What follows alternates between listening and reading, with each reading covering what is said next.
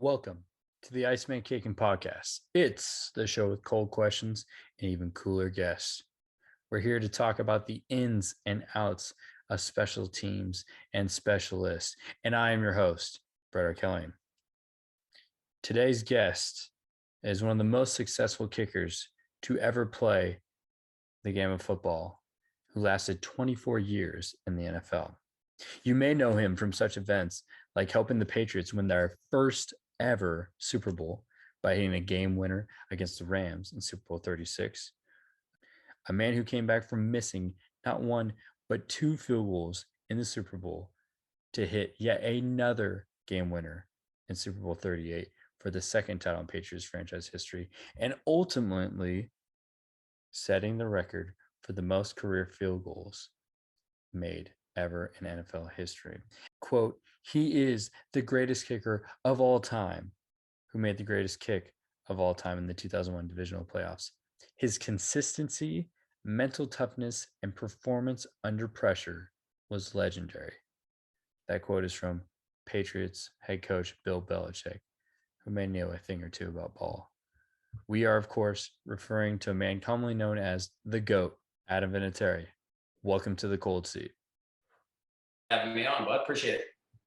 We're super psyched. I mean, we've had some fantastic guests on the show, but yeah, we're just honored that you get to be on here and talk some ball, man. We just want to hear about your journey, and we love helping the kids that never really got an opportunity to speak with guys like you and learn from the best. So Sure. Well, like I said, I'm happy to be here. I love sharing stories and talking to kids about my little my route to where I got and how I got there. So bring them on. a few reminders. We encourage you to tweet about today's episode and tag us at Iceman_kicking and use the hashtag IMK podcast or Big Kick Energy or Cool Under Pressure to let us know what you enjoyed about the episode or any recommendations for who you'd like to see on the podcast next. Also, if you are interested in any of the fantastic info discussed today, you can find all of this and more by heading to icemankicking.com and purchasing the Kicker's Bible. Proven training method and secrets used by professional specialists. Which brings us to the official sponsor of the Iceman Kicking podcast, the Kicker's Bible. The Kicker's Bible, including tips from 20 NFL specialists, along with numerous personal stories and accounts from Eagles Hall of Fame kicker David Akers and 15-year NFL vet and University of Florida special teams coach Shane Graham. The Kicker's Bible is a must-have for any specialist that want insight from the best in the business. Get your copy today in our Twitter bio at Iceman_kicking or Amazon. Now let's sit back and really kick this icy episode off. They call me the Iceman, cold as ice as I am. Can you drop it nice, man? Smoke it till you nice, fam, you nice, fam. I'm nice, fam, everywhere that I am gets a little rowdy. Can I get on you for a second here? Yeah. You're quite the journeyman, but now I've seen you in some different shirts over the past year, but congratulations to you. For you guys that may know Brett but don't know, I mean, the guy knows what he's talking about. I'd be thrilled, if you're a parent and you have a kid that is going to be able to learn with the school. Congrats to and hiring a guy that really knows what he's talking about. Exactly. Congratulations, much deserved. You've come a long way since Smyrna High School. Awesome. Well, I want to start from the start, and obviously, we've heard about your career and how illustrious it's been, but kind of take us through, how'd you get into football, and what the path was like. Sure. Well, I guess growing up as a kid, I was a multi-sport athlete. I played soccer when I started really, really young, and football, track, wrestling, dabbled in baseball and stuff a little bit, but that wasn't really my thing. So soccer, football, wrestling were kind of my sports.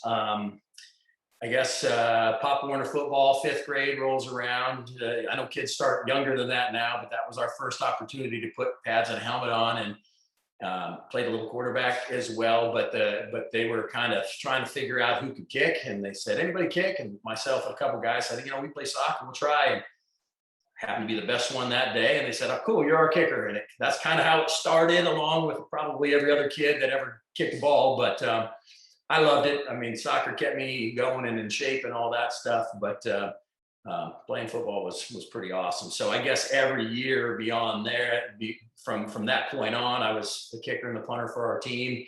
And I think soccer gave me a great background to kind of have that eye, foot, the coordination kind of stuff. It's different, obviously, but there's some similarities, and it gives you a little bit of foundation, and then you develop it from there. So I guess that's kind of how it started. Played multi-sports through high school, went to South Dakota State,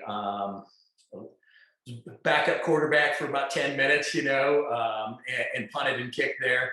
They basically said, hey, man, you're a pretty good punter and kicker, and you're not going to see the field as a quarterback until your junior or senior year. You don't want to sit through all these damn meetings. You don't have to. And I said, probably a good idea. So I really focused in on kicking and punting at that point, and got through South Dakota State. Did pretty well. It took me around the globe, I guess. I didn't get drafted or signed with any team right out of college. So I went to Virginia, worked with Doug Blevins, a coach that got drafted by the Amsterdam Admirals, played one season over there. And when I was there in training camp, New England, the Colts, a couple other teams kind of talked to me a little bit, but New England was kind of the team that I thought I had the best chance of making the team. They had an older kicker, and they just signed Tom Tupa. Matt Barr was their kicker. They didn't have a kickoff guy. Neither of those guys really did it much anymore. And they said, hey, we got to keep at least a kickoff specialist.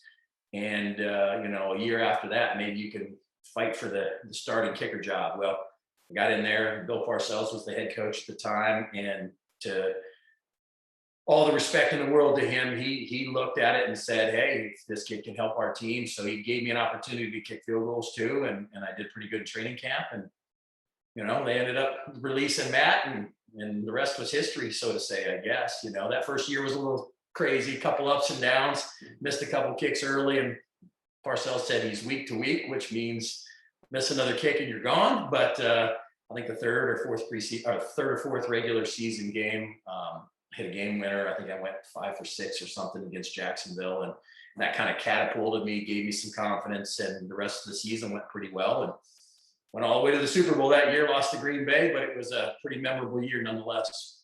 I mean, that's awesome, man. There's so much to unpack there, but yes, that's that whole first part of your career, right? So take me back real quick, the Jackrabbit days, right? And you're leaving your senior year. You guys had some success, right? What was, you kind of said there's, you didn't get drafted. What was the interest? What were you hearing, especially being at a Division I AA school then, right, in the 90s? Actually, it was a Division II school when I was there. They went 1 AA after I left. So statistically, like a lot of kids, I had a big leg, but a little inconsistent at times. Led the conference in both punting and kicking for a couple of years, but just one reason or another, I wasn't consistent enough to show a lot of the NFL teams that maybe I was ready to go. Now, in saying that, a couple CFL teams called and were interested in me, but Steve Hoffman with the Dallas Cowboys said, hey, we're not going to draft any kickers, but we want to bring you to camp. So at that point, I was like, okay, no to CFL. I want to play in the NFL. And that draft day came and gone, and no phone calls. And about 3 days later, I'm wondering what the heck's going on. So I called him, and he said, I'm really sorry, man. We went in a different direction, but good luck to you and all that stuff. So at that point now, the CFL had already started their seasons. I was kind of behind the 8 ball a little bit on that. So called Brian Hansen, who was the punter at the Jets at the time. He's a South Dakota guy, and we went and worked out together at one point. And, he just said, you got a real live leg and you're good. You just need to keep working and keep on getting some consistency. And that's when he introduced me to, Doug out in Virginia. Packed up my stuff and moved out there for all of, I guess it would have been 1995, and watched got a job as a as a bartender slash server at a restaurant and helped the high school there out, kicking, and got my workouts in there because they had a field and a weight room and that kind of stuff. So it was interesting. And at that point, that's when I signed with the Amsterdam Admirals. And like I said, it took me around the world and got to play cool football. I mean, it was great. Play football for a living, get to see Europe, and get paid a lot, but I didn't really care at that point, to be honest with you. Most of the guys on our team were allocated NFL guys that were getting sent over there to get some experience. And I was just happy to be on a team and get the opportunity to play. And I think I was 90% on field goal and did pretty good punting. And sure enough, I got a couple of teams to offer me a contract. And even at that point, I didn't understand what that meant. I was like, oh, sweet, I'm on a team. Well, hindsight, looking back at it now, realizing that, I was on that ladder. I was about 3 rungs up with about 12 more to go. So I was happy to get the opportunity, and too naive to know what was stacked against me, but it worked out good. Yeah, the Amsterdam Admirals had the blue and orange, right? Was that their jerseys? That's right. Field on there. I mean, I remember it from playing Madden, and these NFL Europe teams are so cool. Was that a tough experience for you? Because I know David Akers said when he went over there, he lost freaking 20 pounds. I wish. So we lived in a hotel, and the food that they gave us it probably had a Dutch twinge to it or something, but nobody liked the food too terribly much, with all due respect. So we were always heading downtown and finding, Argentinian steakhouses and Mexican joints and stuff like that. So I, on the other hand, did not lose any weight. I probably gained 10 pounds, if anything, but I love the experience. It was awesome. I met so many great people over there. It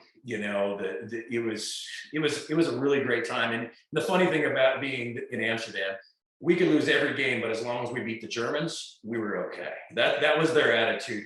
But we played in the old Olympic Stadium over there, and it was old before they got their new whatever stadium, the brand new Olympic Stadium that they have there. And the crowd was crazy. They didn't really understand football too much, so the music's going when we're on offense, and people are dancing. It's like a soccer stadium. It had that feel with everybody chanting and stuff like that. It was definitely different, but it was awesome. I had a great time. What a unique experience, man. Yeah, I'm sure they were probably blaring their horns and stuff when you're kicking. You're like, calm down, man. But we had so every team had to have 5 national guys from their country, and one of them had to either punt, kick off, or kick extra points. We had an old Ajax soccer player. He was 40, probably 45-ish, 42-ish, something. Hadn't played soccer in a handful of years, but it was more of a way to get people in the stands and stuff. And so he couldn't do much of the other stuff, but he was adequate enough to kick an extra point, the old 20-yard extra points. Well, I tell you, when I go out and bang a 50-yarder, they'd be chanting like, all right, that was pretty good. He would kick an extra point. People are taking their shirts off and swinging them around and stuff. And I'm like, hey, this is crazy. But it was all, he turned out to be one of my really, really good friends over there. I mean, I was 22, he was 45, but what a great dude. I learned a lot from him. He showed me the city. That was one of the cool things. I became friends with some of the national guys. And shit, on our day off, we'd be jumping on one of the public transportation and seeing all of not just Holland, but just, all these different countries. I absolutely loved it. I know some guys thought it was a demotion or whatever that they had to go over there, but not for me. I thought it was a great step on that ladder for me, for sure. Absolutely. And what I'm trying to show here too is like the adversity you have to go through, right? You were at a Division II and, played multiple kick and punt, not just doing one. So, doing different stuff. And then, you don't get assigned to a team right away. You had to go to Amsterdam, right? And I'm sure as a 22-year-old kid or however old you were, right? You're just finding the pauses like, man, I'm in Europe. I'm playing ball. Like, this is awesome. For sure. No, definitely. Like I said, you're living in a hotel, you got a roommate, and you're in Europe and stuff like that. But I thought it was amazing. The funny thing, like I said, I signed with New England.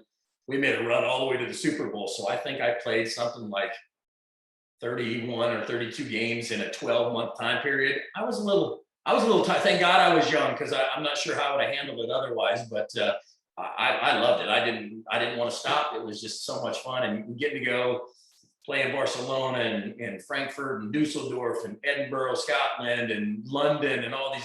I thought it was really cool. It was really, really cool. And, to send football over there too, and to have them get a taste of it before we really started to expand the NFL over there. I think it was a good thing for the game as well.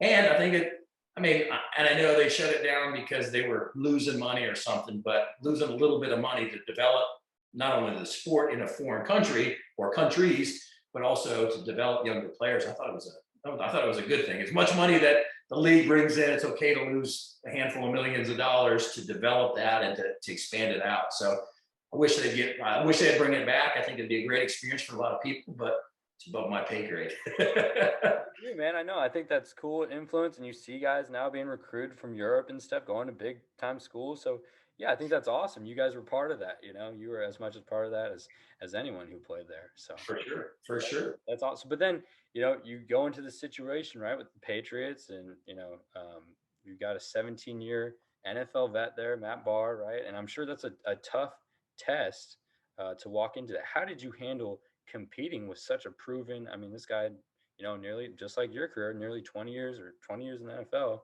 How did you handle competing with a guy like that? Well, so my thing was always, don't ever be disrespectful, don't ever be rude, be kind and courteous and all that stuff. Give him the respect that he deserved and everybody else, but we're competing for the same job. So the way I looked at it is go in there every single day and do your best. And I kept a journal, like how many did I make? How many did he make?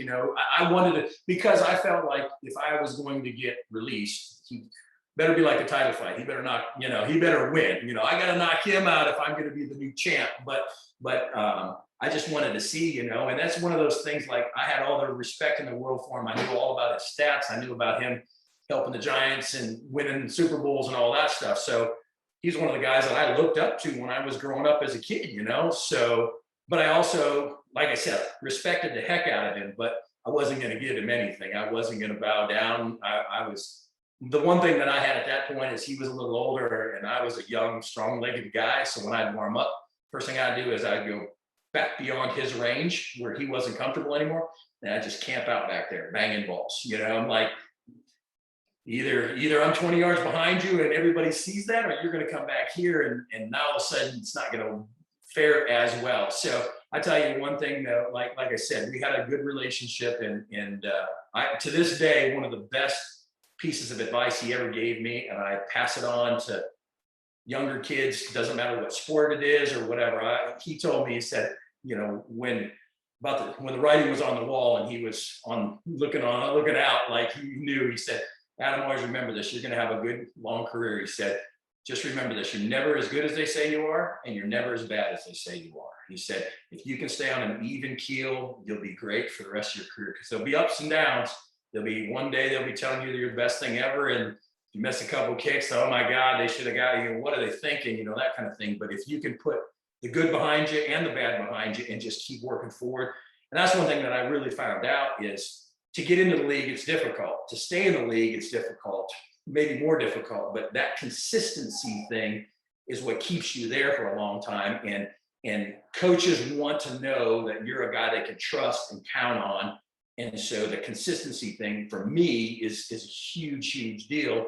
And that's what I tried to do. Like everybody's like, man, how could you, so many years? And I just said, one week at a time, one game at a time.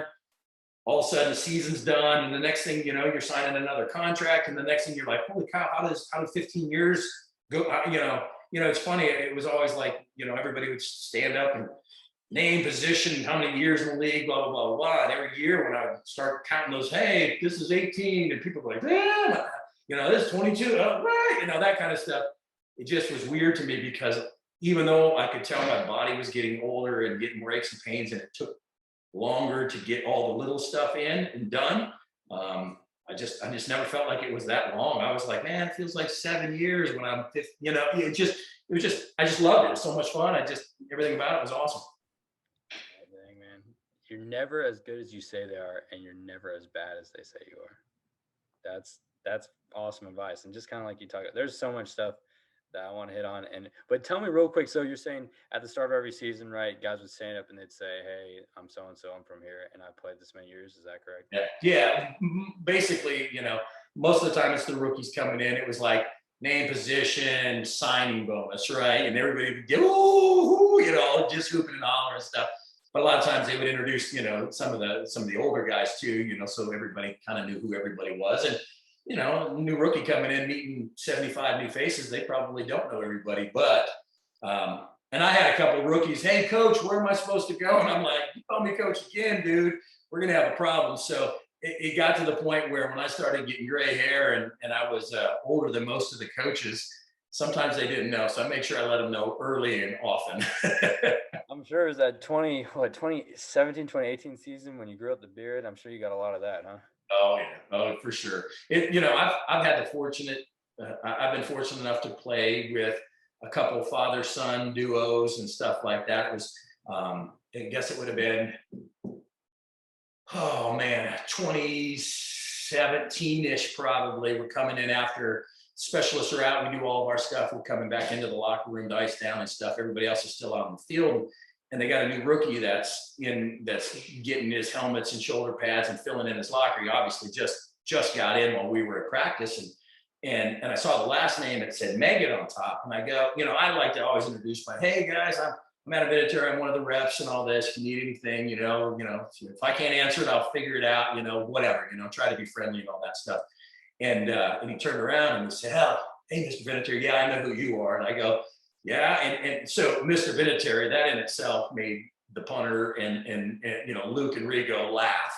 But they're like, "Yeah, you played with my dad, Dave." And I'm like, "You gotta be kidding." And then they really started laughing. But for me, it's a huge badge of honor when I get to play with multiple generations of guys. It's just means you've been around a long time. They always used to call me, I remember when I was one of the young guys, and then all of a sudden I became big brother, and then I became dad, and then I became granddad in the locker room, and you're sitting in the hot tub warming up and they're asking you relationship questions or financial questions and all this stuff. "Hey man, how long have you been married?" 20 years. "Holy man, that's almost as long as I've been alive." So I enjoy trying to give them little nuggets of advice if I can.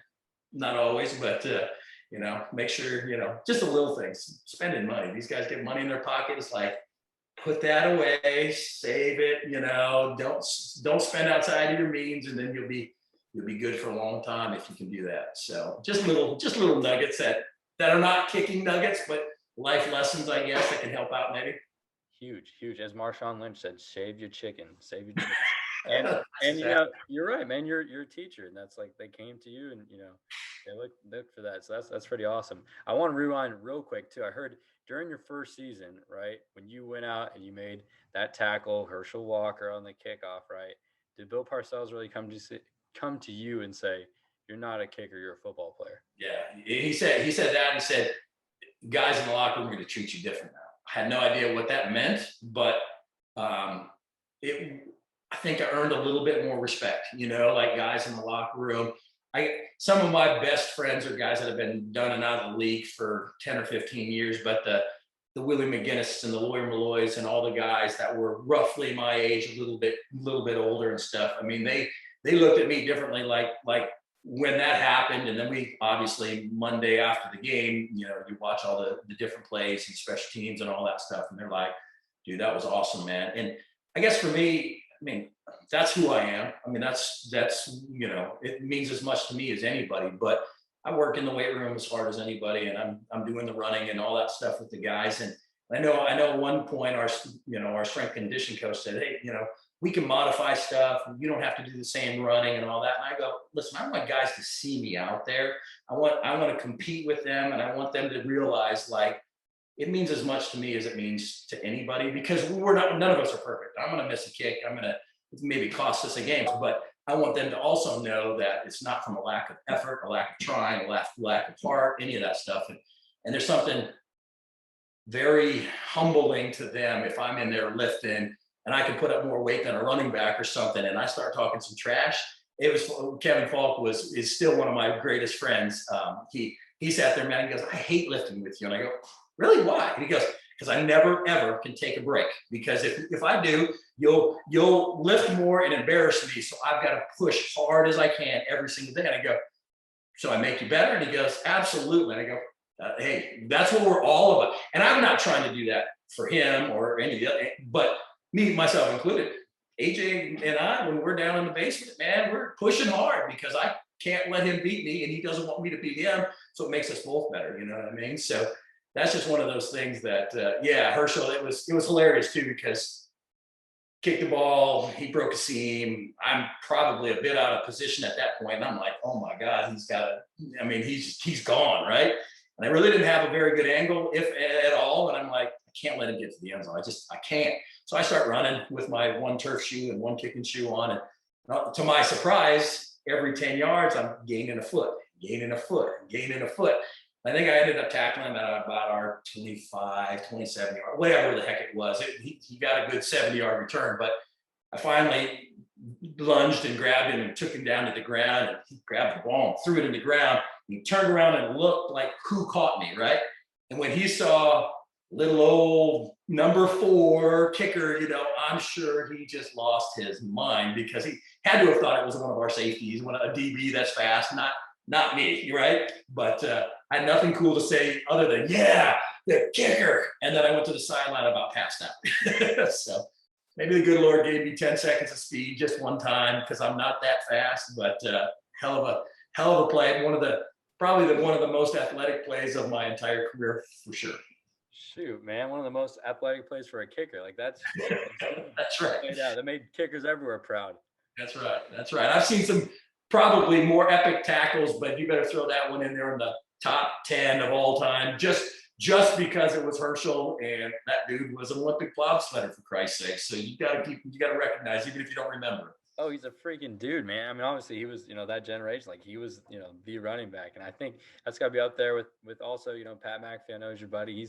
He had a pretty big tackle. So these specialists, they make tackles, but it's also something that we talk to with our young guys, right? And super important for young kickers to hear is like, don't be seen as just a kicker, right? When we're looking at guys, we're evaluating, talking to these coaches saying, hey, is he a kicker, or is he working out with the team? Is he one of the top power cleaners? Is he, heavily involved? It's the same stuff with that. And we reinforce that with our guys too. Like the way you gain respect from your teammates is exactly how you said, push yourself in the weight room, stand out, make sure you're doing more than other guys. And that's awesome to hear a story where you're, lifting more than the starting running back. Like, I tell you what, and the other part that falls into that too is, and I'm sure we'll get into it about longevity of career and stuff, but I personally believe that the better shape your body's in, the stronger you are. Flexibility is a huge thing. I had a stretch guy. I mean, it sounds stupid, but I had a guy that would tie me to the table and stretch, and 3 times a week for 45 minutes. I'd get off the table just shaking like I just got done running 10 miles. Why? Because I wanted to work on flexibility. But for me, all that little stuff, nutrition, sleep, eating right, obviously, but all the little stuff, taking care of your body. Like so many guys are like, man, I don't go to the training room. Once you get in there, you're done. I'm like, if you make sure the little things stay little or they disappear, because little things that turn into big things makes you out of the league unless you're, you know what I mean? So for me, I learned that early from some great leadership in that first locker room where I really spent all the time. I always tell the young guys, I'm like, listen, your body is your tool. If it breaks down, that's your ability to make a team, to make money, to stay around. I said, you got to do everything that you can to take care of it. I'm not saying you can't go out and hang out with the guys one night, stay out a little later, or have some drinks or whatever. I get all that. I mean, that's part of blowing off steam and being a person and all that stuff. But when it starts affecting your performance, or, I feel dehydrated today. Well, it's because you drank 6 beers yesterday. You can't do that kind of stuff. So, I mean, not to say I never ever did, but I just tried to keep my body in the best shape possible so I could play for a longer amount of time. So I think that's important. And that's one thing that gets overlooked when you're young. I think McAfee would say that first thing too, because he never took care of his body, never stretched. He'd take balls and he'd just start punting. And I'm like, what are you doing, dude? Like, I would stretch and run and jog and do all this stuff for 45 minutes before I touch the ball. And it's like, dude, I'm 22, I'm good. And I go, shit will turn around and jump on you. And he'll be the first one to tell you that he started changing his ways about eating and workouts and stretching and all that little stuff. And I think he'd be the first one to tell you, yeah, like I learned something just from being around Adam's old butt that, like how to be a pro, you know what I mean? And I learned that from other guys too. And so the better you take care of your body, the better it's going to treat you in the long run. So. Oh my God. And you're speaking from experience, man. What, your 23-year career, was that right? 24. I got 24, 23, and almost to finish the last year. I had to have season-ending knee surgery, but 24. What changed then from the start? I mean, it sounds like you took care of your body, and it's great advice for all these young kids too. Same thing, like it's more than just stretching, right? It's eating right, it's sleeping enough, and you hit on that with your boys really well, But what changed from the middle of your career towards the back end, and take us just through like your warm-up routine maybe. Sure. At the end of your season, because I know Pat said on his podcast that you would be out there freaking nearly 2 hours ahead, but it's doing all the little things, right?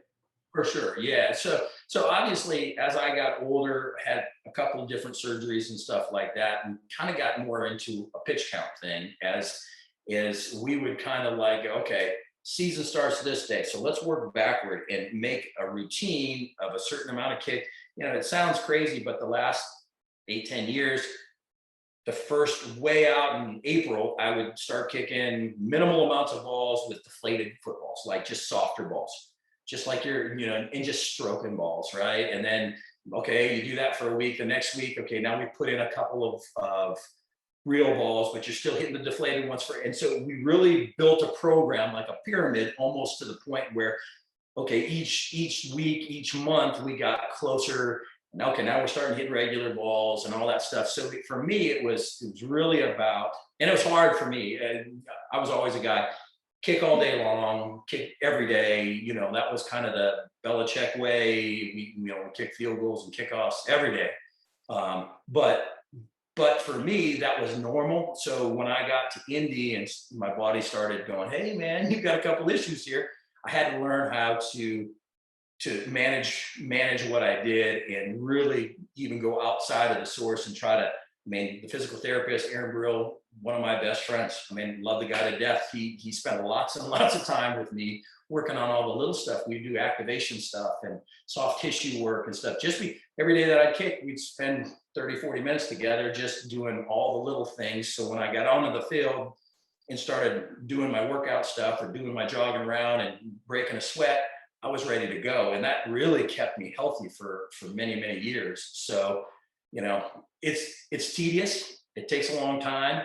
But again, this is your job and your livelihood and your mortgage. So at the end of the day, giving yourself every opportunity you can is a smart thing. And when I say that, I'm not one of these crazy guys like, oh, I got to keep on adding. No, it wasn't that. It was, how can I feel as healthy as I can when it's time to go?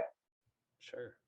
And I, did not have a 24-year NFL career, but I do understand the importance of that. When I was a kicker and a punter, I had, tendonitis, groin, hamstring, and it was a lot of like before you practice, you hop on a bike maybe for 10 minutes, get in a hot tub, start getting some stretches, then you go out, and I had like a little back routine I would do that, works also my hamstrings and my groin area too, and then dry run stuff. So is that how you normally start out? Did you start out going like in a tub and then moving on to a bike or working with, Yeah. So usually my soft tissue guy, their physical therapist, we would do some activation and some stretching and a little bit of that stuff, soft tissue stuff.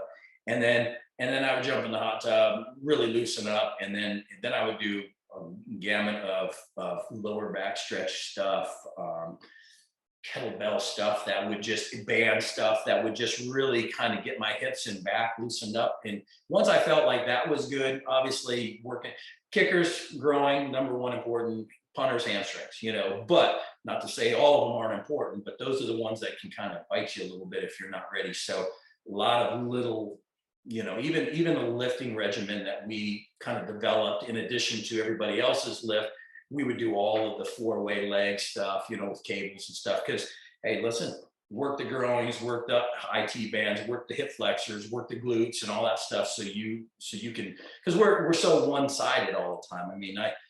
would probably be smart to kick 50 balls right-footed and 50 balls left-footed just to stay, even, I guess. But, anything that you can to keep your lower back and your hips and stuff loose is a good thing, I love that. I love that. And I actually heard Bradley Pinion, who punted in the NFL.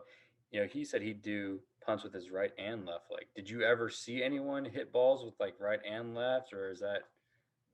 Playing soccer all the way through college, I was right-footed, but pretty competent left-footed as well. I mean, could I go out and hit a 30-yard field goal? Probably yes. Could I go out and hit a 50-yard field goal?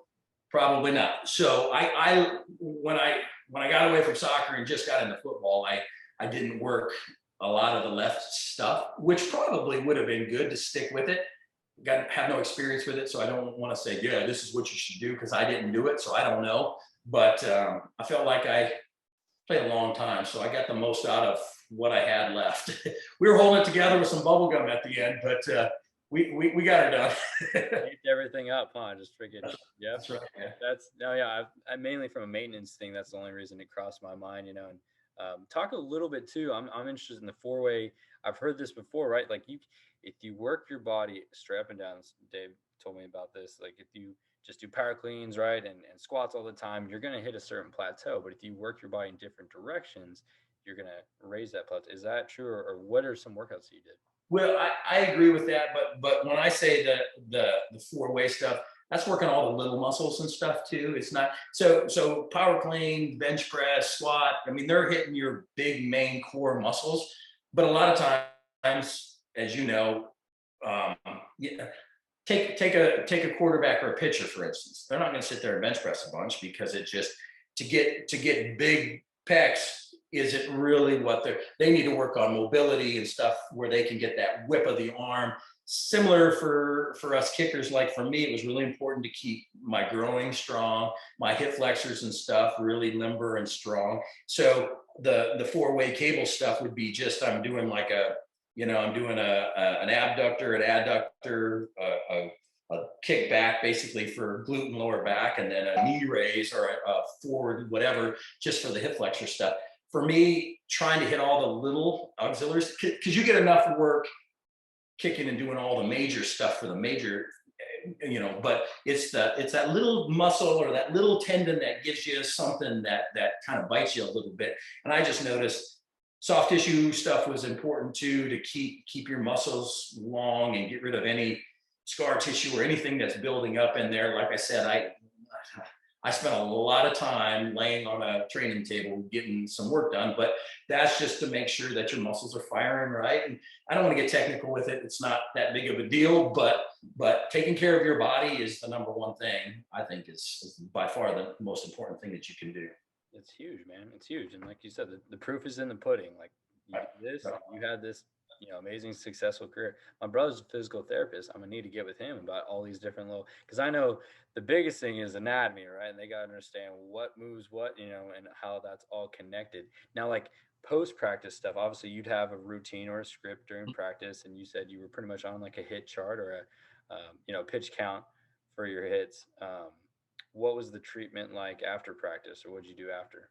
So I hate cold, but I did it anyway because it's just not fun. I wouldn't go straight cold plunge. I would usually contrast because I like the feel of hot and cold. It just feels like it's pumping the lactic acid and stuff out of your legs and stuff. So for me, I would always go cold, hot, cold, like that kind of stuff.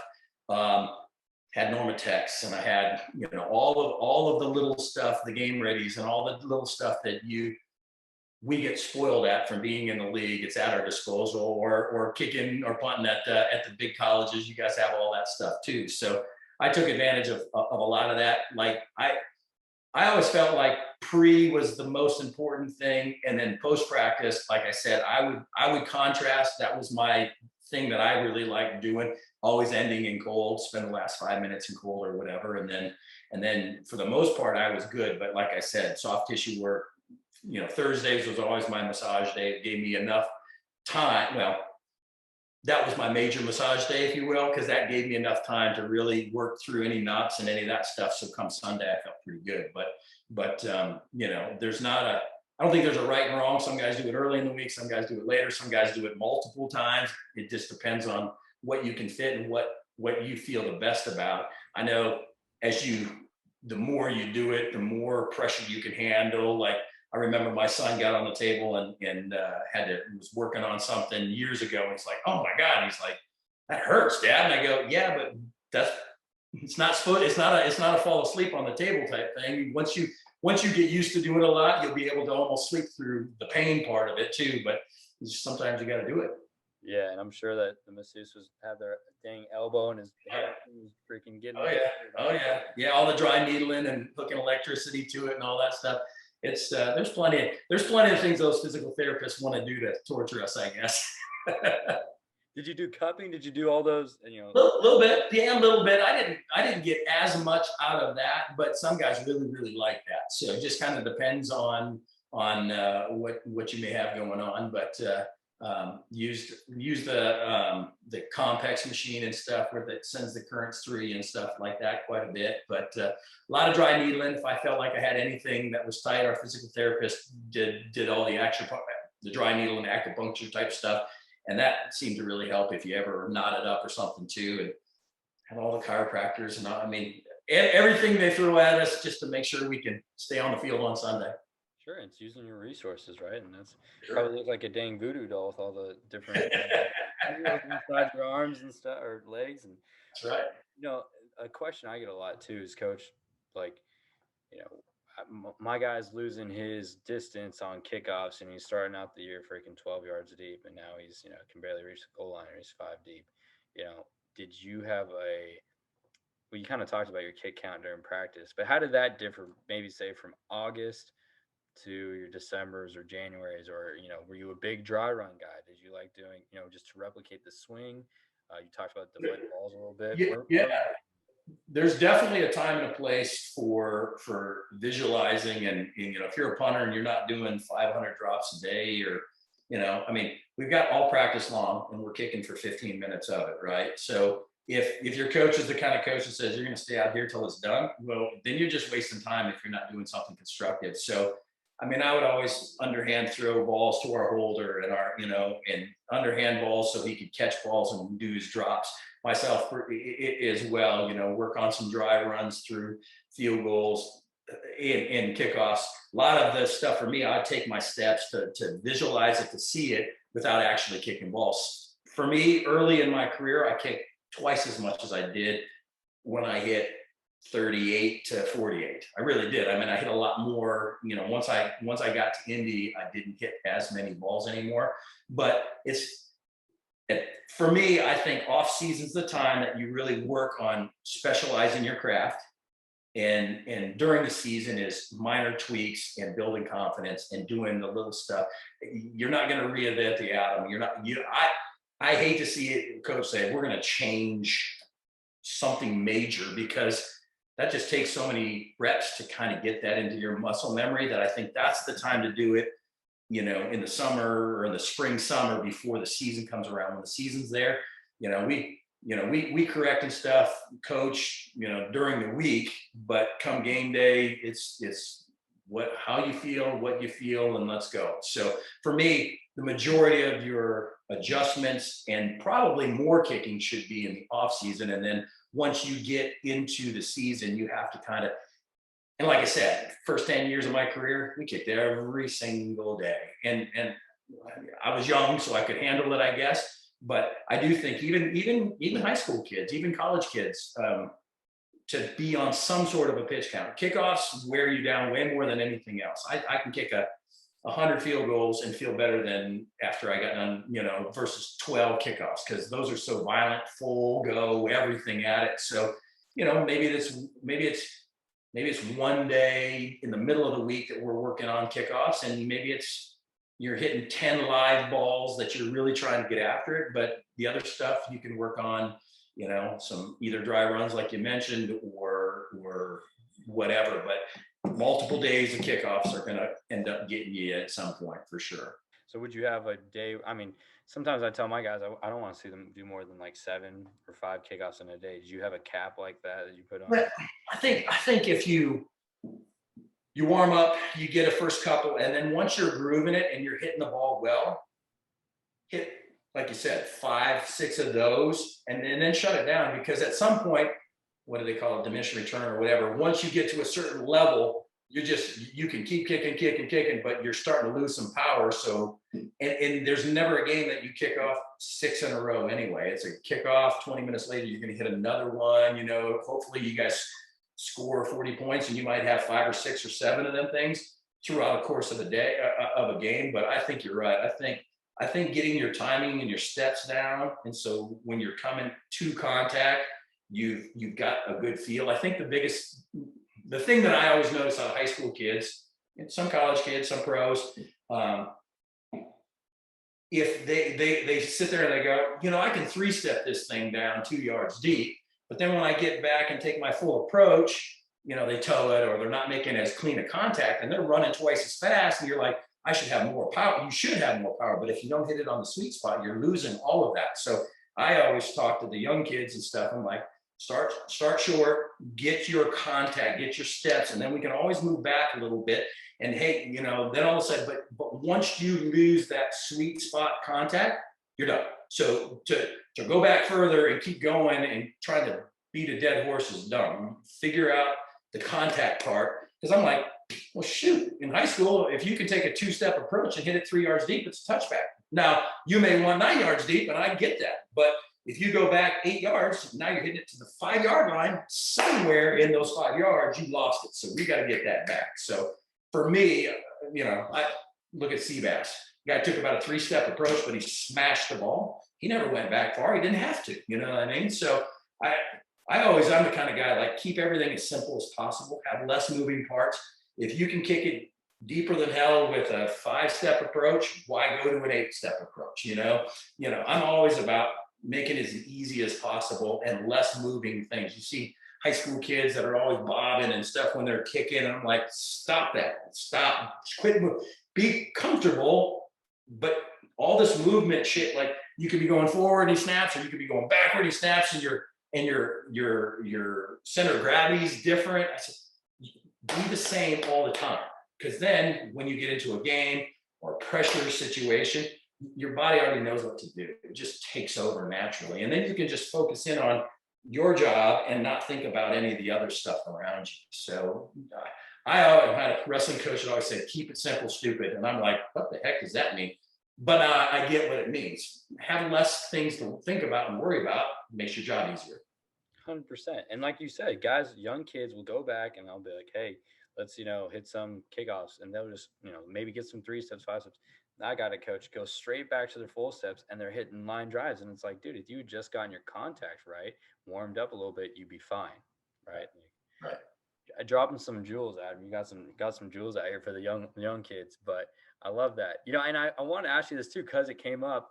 You have a very unique, distinct stance, and we've all replicated it. The aggressive. I love the positioning. How did that come about? Was that someone you learned or you mimicked from someone? And what did you like about it? So the real reason why I did it is because I see a lot of people that stand more upright, and they always take a jab step, because you have to take a jab step to get your momentum to move forward, right? If you're standing straight up and down. If you've got a little bit of a forward lean and your weight's on your front foot, 60-40, 65-35 kind of thing, so there's more weight on your front foot, it automatically puts your weight in your center of gravity forward, so that way when you start going, the ball comes, you don't have. See, I never like taking a jab step, and the reason why is because if you can replicate the jab step and make it this big or this big every single time, great, I've got no problem with it. But it's the problem was, one time it's this big, the next time it's this big. So your next step or your approach or your plant foot, now you've got to, like, again, as simple as possible, less moving parts.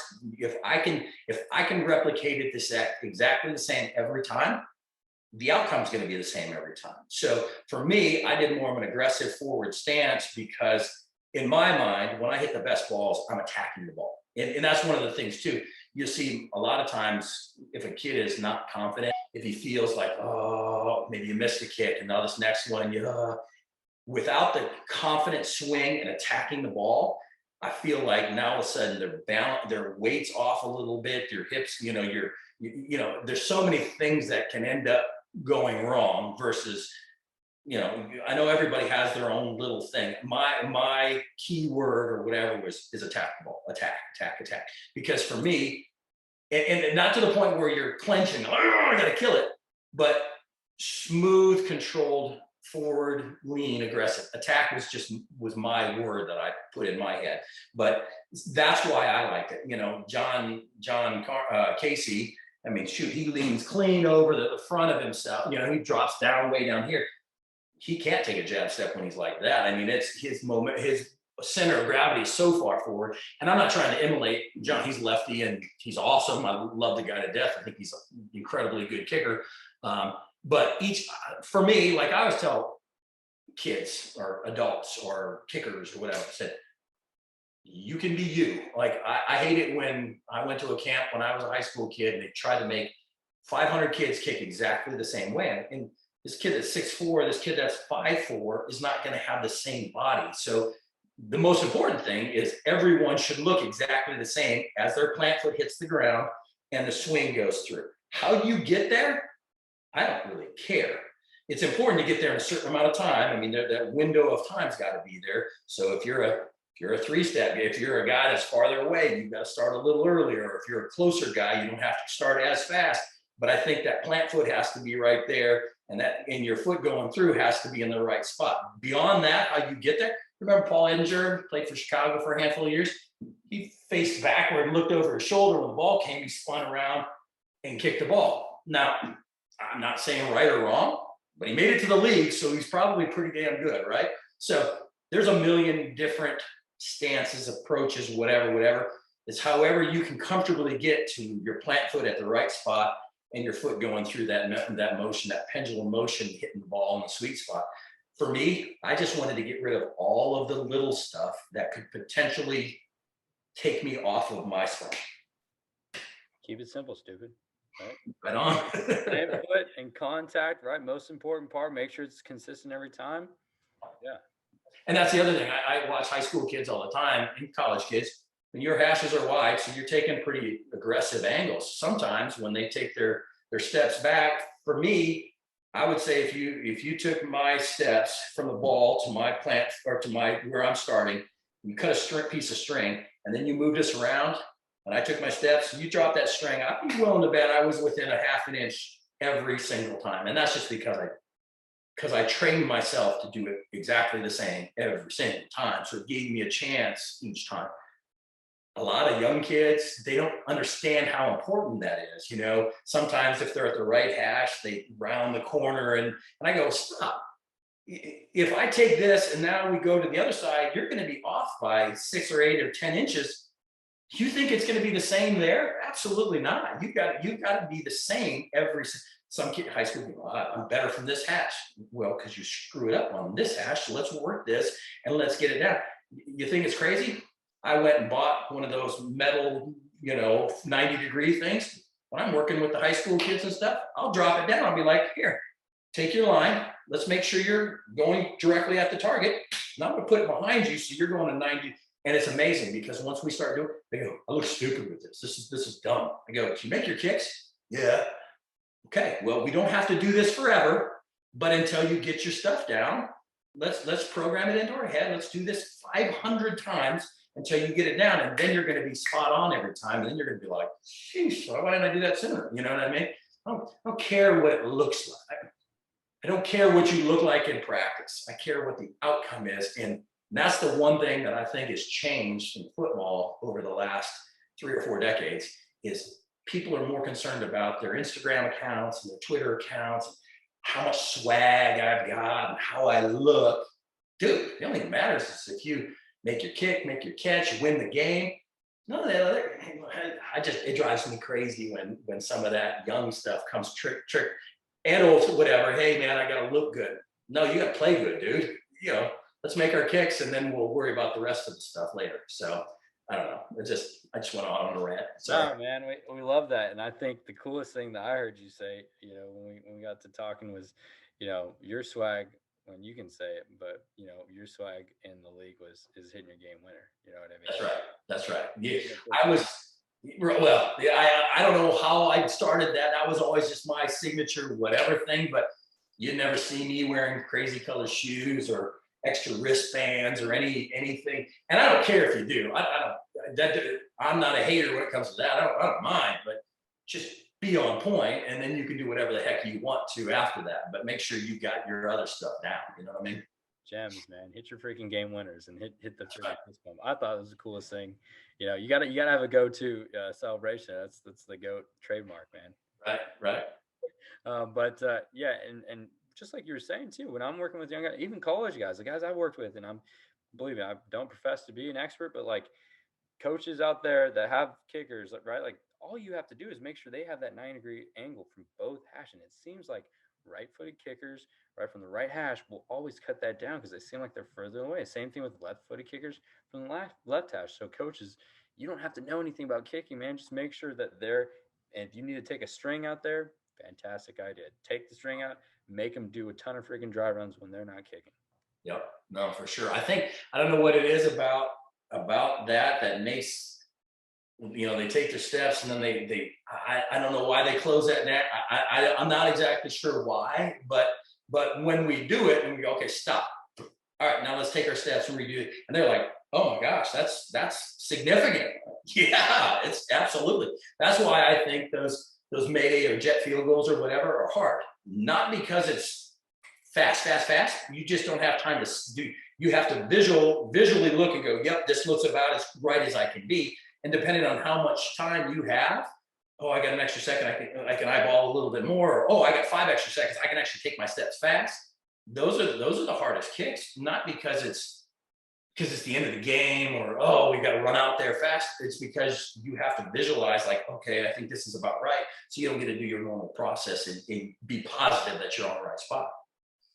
Sure. And some of the old school kick, Matt Barr never took steps. He got his spot, walked back, visualized it, and banged it. So good for him because he's better than I am because I couldn't have done that. I was like, damn, that's pretty impressive, you know. But some guys do that, you know. I mean, that's just their way. Everyone has their own ways, right? And that was pretty impressive. Well, you kind of touched on it too. You know, and I don't want to change the subject, but you know, in game situations, and obviously you are the master of freaking going into high intensity situations and performing, right? What was your process like? Take me through a third down. We're on the 45-yard line going in, right? You know that you might be getting an opportunity. I've heard coaches say, you know, hey, stare at the other goalpost and visualize the other goalpost. That way it looks farther away. So when you get up here, you know, and whatever it works for them. Or, you know, seeing yourself hitting balls, like, what did you do? What was your thought process like? I never did that. I mean, I never looked at the opposing goalposts or anything. I guess for me, I tried to make the world shrink to about a 3-yard by 3-yard little spot. I couldn't even really see the front line in front of me. It was my holder and me and my few little steps. So for me, I know if I line everything up right and I hit the ball right, the ball should go where I want it to go. So, you know, obviously if it's outside your comfortable range and you know you've got to dig deep and got to get an extra yard or two. But if it's any kick that I felt I had range for, my world was right there. And I guess probably better than most or better than some that I could really focus in on that and not get too crazy with what's going on around me, really block out all the sound and the noise and the situation and I'm always like, listen, just concentrate on the kick, concentrate on what you control of the kick, not the snap. You can't control the hole, but you can visualize that snap leaving the center's rear end and coming back to the holder. And that's kind of your key to start your process. But for me, it was always about let everybody else do their job and you just kind of stay right there where you need to be. And, you know, for the instance, the first game winner in the Super Bowl against the Rams, 48 yarder, whatever it was. And I went out there and I was like, dude, you're in a dome. You have no wind, rain, nothing to worry about. You're on a good surface. You've kicked balls way farther than this. This is a normal kick on any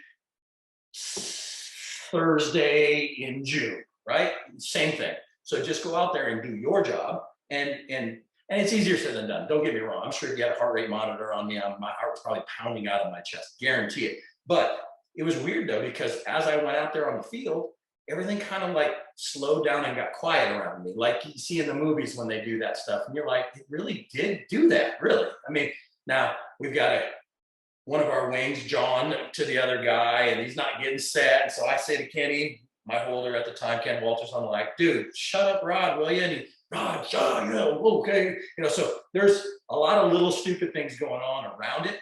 But even with that, like, I don't know. I just was able to focus back in on what was right here. And if I would have really thought about, oh my God, this is to win the Super Bowl, and oh, the Patriots have never done this before, and oh my God, maybe, you start thinking all that other stuff. Maybe you're not thinking about the kick. I have a huge respect for guys like Mariano Rivera, because I think he's one of the greatest athletes of all time.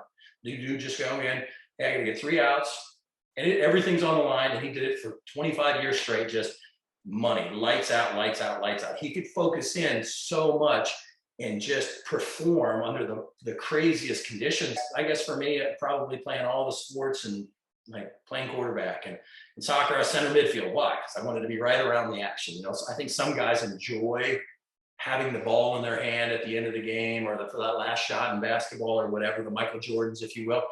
I hated being on the sideline watching, going, God, I hope this guy misses, otherwise we lost. I would much rather be the guy out there doing the kicking than standing on the sideline, not being able to be a part of it. So for me, focus in on your job and don't think about any of the other stuff. And that for me seems to work pretty well.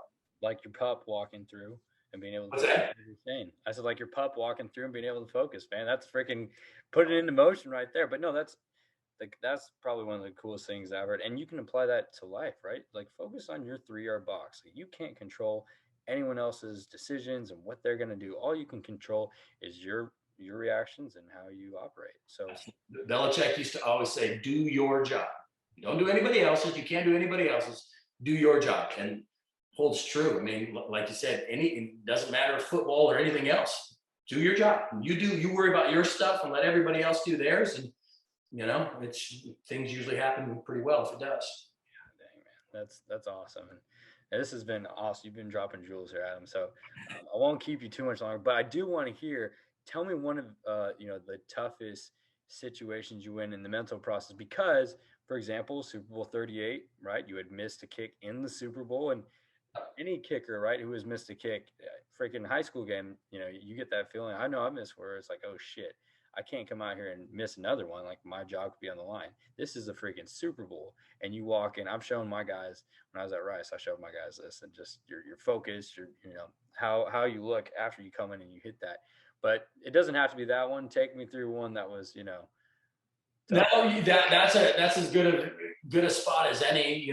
We our long snapper cut the webbing in his hand before the Super Bowl. He was struggling a little bit the week beforehand and ended up needing stitches before the game. So we're all like, oh my God, is he even going to be able to go? So add a little extra adversity onto it and stuff. And sure, you're right. I missed one and had one blocked in the game. So I missed 2 in that game. So stepping out there at the end of the game, you have to be able to put that behind you and have to be able to go, nobody's going to remember those ones if you make this. If you miss this, they're going to remember all of the bad stuff. So for me, again, you just have to kind of calm your mind. And I think probably even more stress-packed for me was probably my rookie year. Like I said, a couple of up and down games early, and to be able to go into that Jacksonville game and make a bunch of kicks and make a 40-something yard game winner to kind of seal the deal was nice. For me, whenever I had a miss, you start thinking about it.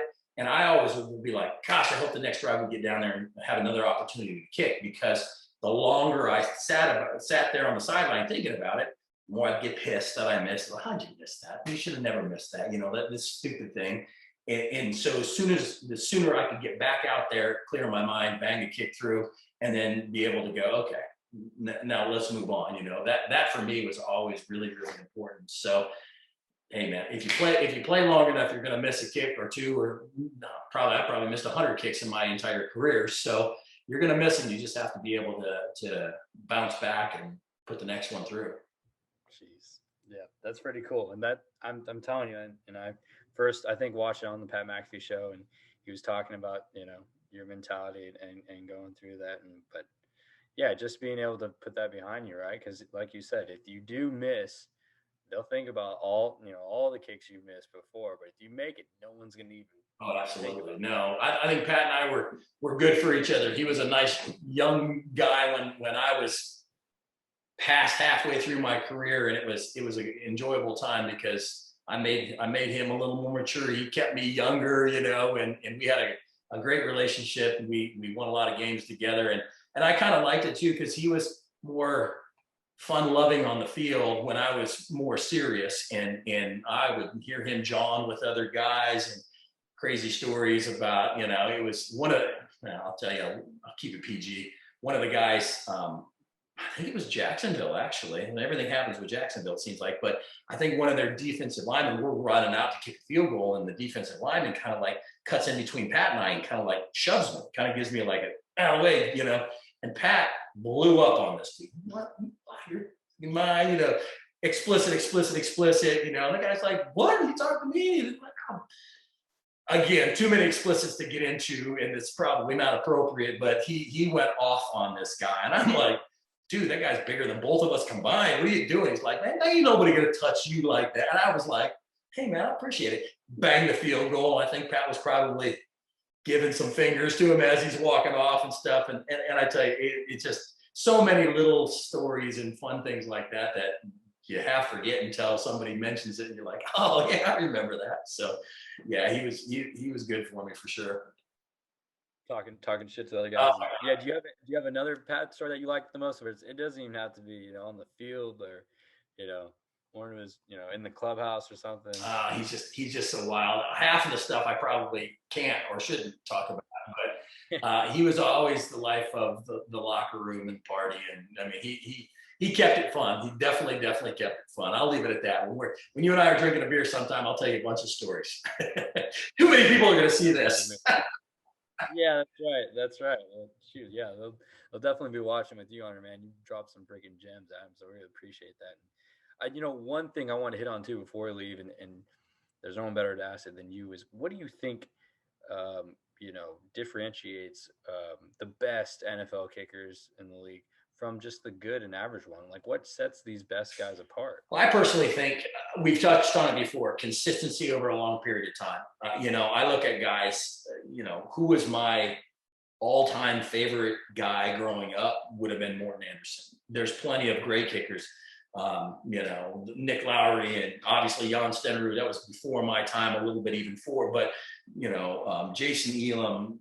I know you've had a bunch of guys, David Akers, great, Hanson's great, Carney's great, all these guys. But like for me, what's the reason why these guys are great is because they want to flash in the pan. Anybody can have a good season, but to have a good career, you have to do it over and over and over and over again. And when I was growing up as a kid, it just seemed like Morton was the guy always. Like every year, he was the guy, and there's lots of good ones. There's guys like Hanson in Detroit. Unfortunately, they didn't make a whole lot of playoffs. I think he only played in 2 or 3 playoff games in 18-year career. So he didn't get a lot of that extra exposure, playoff exposure. I think he's as good as anybody, but he didn't get in the big games as often. And that sometimes makes a big thing. I think guys like Tucker and those guys are damn good, like they're really, really good. There's some good guys out there that for me, if you're going to be an elite guy, you got to be damn good, consistent, year in and year out, year in and year out. I get it. There's years that you may get injured and you miss, your whatever, but you better bounce back the next year and show that you're back. You know what I mean? That for me is what separates good from great. And anybody, listen, I got the utmost respect. Anybody that gets invited to an NFL camp, I don't care if you're there for 10 minutes and a coffee and you're gone. If you're good enough to get to that camp, you've got my respect, period. Nothing more. I mean, that's honest to God truth. If you make it a decade, even better. But I just, guys that bust their butt for a goal and get onto that field, you got it from me for sure. Yeah, if you make it 24, I guess you're all right too. You did something right for a couple of years anyway. I guess so. So Tucker, Bucker, you guys got another 10 years, man. You got to freaking step it up. Coming from Adam. Yeah, that's right. No, that's right. They will. They'll be fine. Oh yeah, they've done impressive. But that's at least my generation. It was you and Dave and Shane and all those guys. That was the fun stuff for me. Like the thing that being out now for a year, the thing that I miss the most is the camaraderie, the fellowship, the guys that you meet, the relationships that you build and that kind of stuff, like those guys that you just mentioned, there's guys that are not in your conference or your division that you only see once every handful of years, but it doesn't matter. I mean, you go up and you BS with them. There's only been in my entire career, there's probably only been 2 specialists that I didn't care for, and everybody else. And I could have been 45 and they're 22 or I'm 22 and they're 45. Just that fellowship is awesome. And, it's kind of neat, the passing of the torch and the younger guys, coming and taking over and becoming the older guys when the new group comes in.